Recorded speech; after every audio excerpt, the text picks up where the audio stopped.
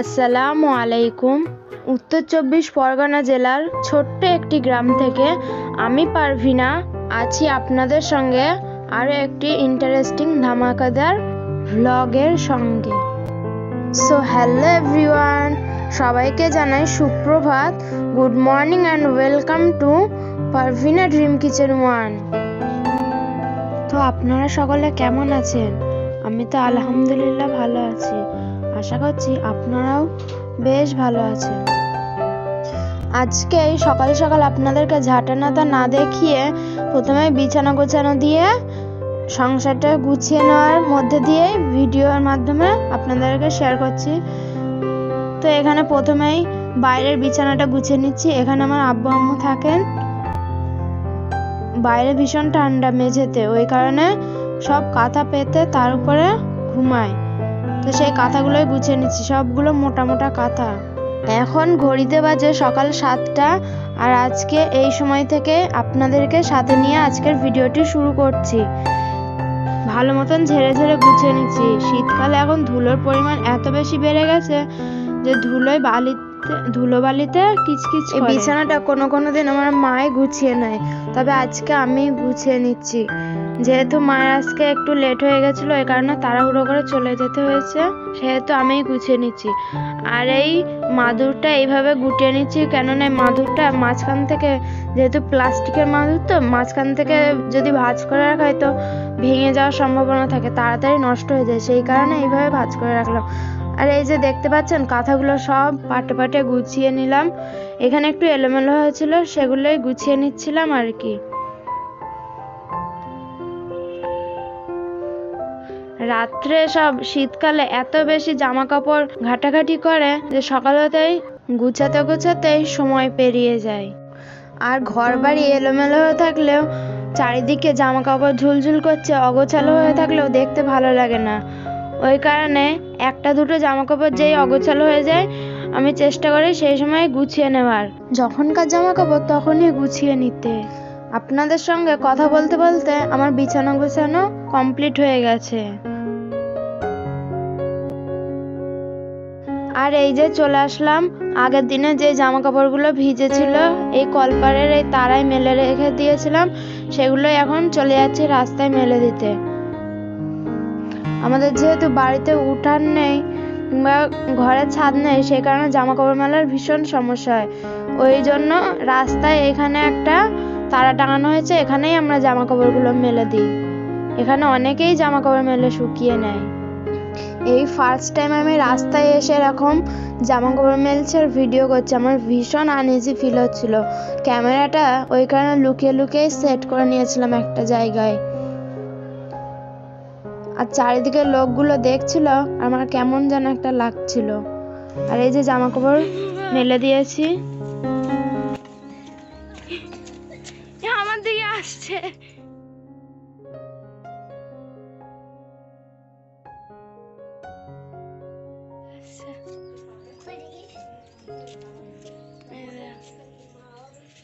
খাও তোমরা চ্যাং মাছ।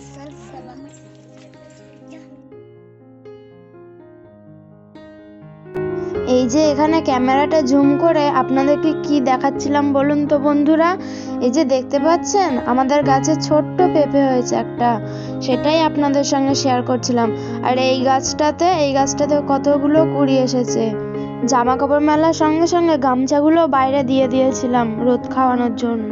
আমাদের বাড়ির পুঁইশাক গাছটাতে কতগুলো মিচুলি ধরেছে, এই গাছ থেকে একদিন মিচুলি পেড়ে খাওয়াও হয়েছিল। এই যে একটা ছোট্ট বেবি পেঁপে গাছ দেখালাম। আর এখানে আমার আব্বু আখ গাছ বসিয়েছিল, সেটাই আপনাদেরকে ক্যামেরা করে শেয়ার করলাম। গাছপালা দেখা বাদ রেখে আবার একটু সংসার কাজে মন দেওয়া যাক। তো চলে আসলাম এই যে আবার সকালে নাস্তা রেডি করতে। কয়েকদিন আটা ছিল না, ওই কারণে সকালে নাস্তা রেডি করার কোনো ঝামেলাই ছিল না। আবারও এই 2 দিন হচ্ছে আটা এনেছে, আবারও রুটি করতে হবে প্রতিদিনের মতন। আর এই শীতকাল ভোর আমাদের রুটি খাওয়া হয় সকালে। আমি 2টো খাই, আব্বুর জন্য 3 পিস, দাদার জন্য 3 পিস, আর আমার দাদিমা 2 পিস খায়। মোট 10-12 পিস রুটি আমাকে সকালবেলা প্রতিদিন বানাতে হয়। মা আর বুনু তো সকালে কোনো দিন রুটি খায়, কোনো দিন খায় না। ভাত হলে সেটাই খেয়ে নেয়, কিংবা বাসি ভাত থাকলে সেটাই খেয়ে নেয়। আর আমার একটু ঠান্ডা লাগার প্রবলেম আছে, তো ওই কারণে সকালবেলা ঠান্ডা ভাতটা একটু অ্যাভয়েড করে চলি। রাত্রেও কোনো দিন বানাতে হয়, আবার কোনো দিন মা যদি সকাল সকাল বাড়িতে চলে আসে তাহলে মাই বানিয়ে নেয়, আমাকে আর বানাতেই হয় না। তো সকালের রুটিটা প্রতিদিনই আমাকেই বানাতে হয়। তো এখানে আটা নিয়ে নিলাম পরিমাণ মতন, একটু নুন দিয়ে দিলাম, এবারে অল্প অল্প করে পানি দিয়ে আটাটা মেখে নিচ্ছি। হয়তো পারফেক্ট বানাতে পারি না, তবে চেষ্টা করি। আপনারা কে কে পারফেক্ট রুটি বানাতে পারেন আমাকে জানাবেন তো। একটা সময় ছিল যখন আমি আটায় মাখতে পারতাম না, কখনো কখনো গোবর হয়ে যেত, আবার কখনো কখনো একটু ঠিকঠাক হতো। আটা মাখা কমপ্লিট করে ওখানে ঢাকা দিয়ে রেখে আসলাম, এতে করে আটা মাখাটা আর একটু সফট হয়ে যাবে। 1 ঘন্টার মতন রেস্টে রেখে দিয়ে এখানে বিছানা গোছাতে চলে আসলাম। আমাদের ঘরের বিছানাটা এখনো পড়ে আছে, বুনুর বিছানাটা ও ঘুম থেকে উঠে গুছিয়ে নিয়েছে, আমার বিছানাটা এই যে আমি গুছিয়ে নিচ্ছি। আজকে বেডশিটটা একটু চেঞ্জ করব ভাবছি, তো দেখা যাক। এখানে প্রথমে চাদরগুলো ভাঁজ করে নিলাম, আর এখানে একটা লেগিংস এলোমেলো হয়েছিল সেটাই গুছিয়ে নিলাম। ব্ল্যাঙ্কেটটা আর কি দেখাবো আপনাদের সঙ্গে, শেয়ার করার মতন আর কিছুই নেই। এর আগের দিনও তো আপনাদের সঙ্গে শেয়ার করেছি, তাই না বন্ধুরা? আমি যতক্ষণে বিছানা গোছাতে থাকি ততক্ষণে আপনাদের সঙ্গে একটু গল্প করে নেওয়া যাক। বন্ধুরা, আপনারা তো অনেকেই আমার ভিডিও দেখছেন, কিন্তু কোনো প্রকার কোনো লাইক করছেন না, কমেন্ট করছেন না, কিংবা আমার চ্যানেলে নতুন বন্ধু হয়ে আমার চ্যানেলের সদস্য হতে চাইছেন না। আপনাদের কি ভালো লাগছে না আমার ভিডিওগুলো দেখতে? প্লিজ কমেন্ট করে জানান না, তাহলে আমিও একটু মোটিভেট হই, আমার ভিডিও তৈরি করার প্রতি আরও বেশি আগ্রহ বাড়ে। একটা ভিডিও তৈরি করতে এমনিতে তো আমরা কাজ কাম করতে খুব একটা বেশি সময় লাগে না, কিন্তু যখন আমরা ভিডিও করে সেই কাজ কামটাই ভিডিওর মাধ্যমে দেখাতে যাই, তখন ক্যামেরা অ্যাঙ্গেলিং সেট করতে, ভিডিও শ্যুট করতে আমাদের বেশ সময় লেগে যায়। তারপরে একভাবে বসে বসে একটা জায়গায় বসে বসে ভিডিও এডিট করা মুখের কথা নয়। আমরা যারা ভ্লগ ভিডিও এডিট করি শুধুমাত্র তারাই জানে একটা ভিডিও তৈরি করতে কতটা কঠোর পরিশ্রম দিতে হয়, কতটা কঠোর লেবার দিতে হয়। আমাকে আপনারা প্লিজ কমেন্ট করে জানান আমার ভিডিওগুলো দেখতে আপনাদের কেমন লাগছে। ভালো লাগলেও জানান আর খারাপ লাগলেও জানান, আমি তাতে কিছু মাইন্ড করব না, কিন্তু প্লিজ কমেন্টের মাধ্যমে জানাবেন।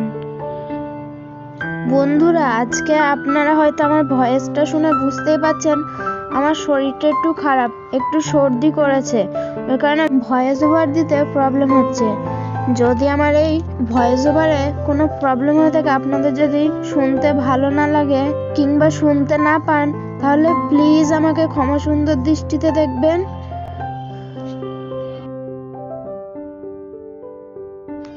আপনাদের সঙ্গে গল্প করতে করতে আমার বিছানাটা ভালো মতন ঝেড়ে নেওয়া হয়ে গেছে। বেডশিট চেঞ্জ করার আগে আপনাদের সঙ্গে একটি ইম্পর্টেন্ট টিপস শেয়ার করি, আশা করি আপনাদের এই টিপসটি কাজে দিতে পারে। বেডশিটের এই 4টে কোণায় 4টে গিঁট দিয়ে নিলে তাহলে বিছানার উপরে যতই লাফানো ঝাঁপানো করা হোক না কেন, চাদর একটুও সরবে না। আপনারা এই টিপসটি ফলো করে দেখতে পারেন। বিছানার 4 কোণায় 4টে গিঁট দিয়ে নিয়ে এই গিঁটগুলো ম্যাট্রেসের তলায় দিয়ে দেবেন। এমন আরও ইউজফুল টিপস অ্যান্ড ট্রিক্স পেতে চাইলে কিন্তু আমার চ্যানেলটিকে সাবস্ক্রাইব করে রাখতে পারেন।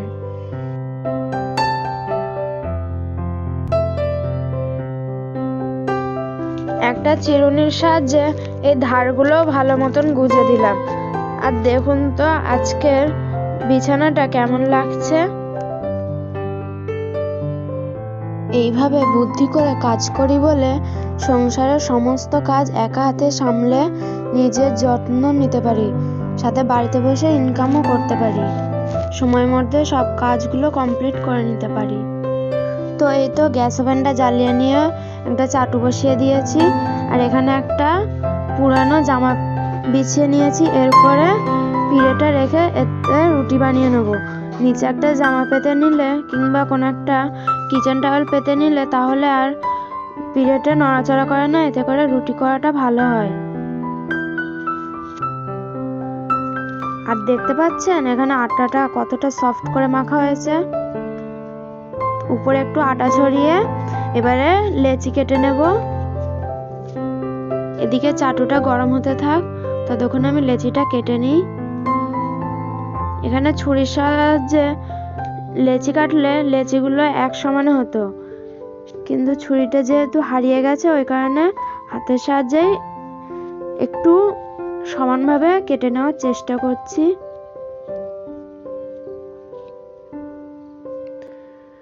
আর এখানে গ্যাস ওভেনটা স্লো করতে গিয়ে বন্ধ হয়ে গেছে, তো আবারও জ্বালিয়ে নিচ্ছি। 2-3 বার চেষ্টা করার পরে অবশেষে গ্যাস ওভেনটা জ্বললো। আর এই তো অফ ক্যামেরাতে একটা রুটি বেলে সেঁকে নেওয়াও হয়ে গেছে। রুটিটা এবার উল্টে পাল্টে তুলে নিচ্ছি, আরও একটা রুটি বানিয়ে নেব। চাটুটা একটু মুছে দিলাম।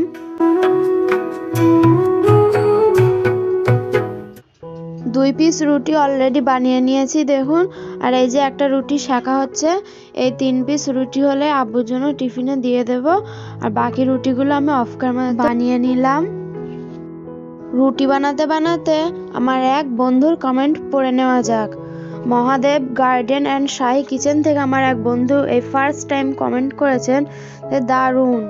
তো আপনাকে জানাই থ্যাংক ইউ সো মাচ আমাকে এইভাবে এত সুন্দর একটি কমেন্ট করে মোটিভেশন করার জন্য। রুটি বানানো কমপ্লিট করে চাটু, পিড়ে, বেলুন সহ সমস্ত কিছু কলপারে রেখে দিয়ে আসলাম। আর এই যে গ্যাস ওভেনটা আরও একবার উপর ক্লিন করে নিয়েছিলাম। সকালবেলা অফ ক্যামেরাতে আগেই ক্লিন করে নিয়েছিলাম, তাই এখন একটু আটা ছড়িয়েছিল সেগুলোই পরিষ্কার করে নিচ্ছিলাম। নইলে এই আটার গুঁড়ো ছড়িয়ে থাকলে আরশোলার উৎপত্তি হতে পারে, সেই কারণে।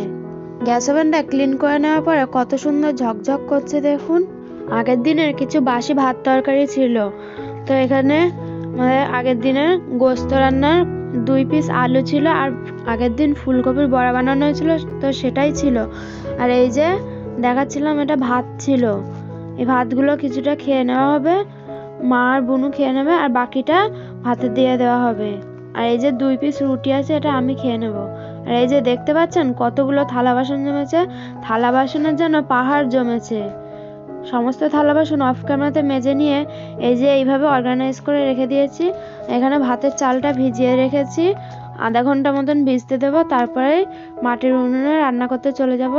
তো দেখুন কিচেনটা পুরো ডিপ ক্লিন করে নিয়েছি। তো কেমন লাগছে আমাদের এই ভাঙাচোরা টিনের রান্নাঘরটা কমেন্ট করে জানাবেন। আর এই যে দেখতে পাচ্ছেন এখানে মা ডাল এনেছিল, তো সেটাই আপনাদেরকে দেখিয়ে নিচ্ছিলাম।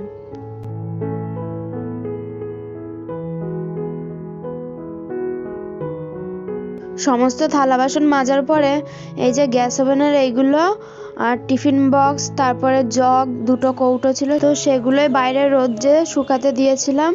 শুকিয়ে গেলে এগুলোতে আবার সবকিছু রিফিল করে নেব।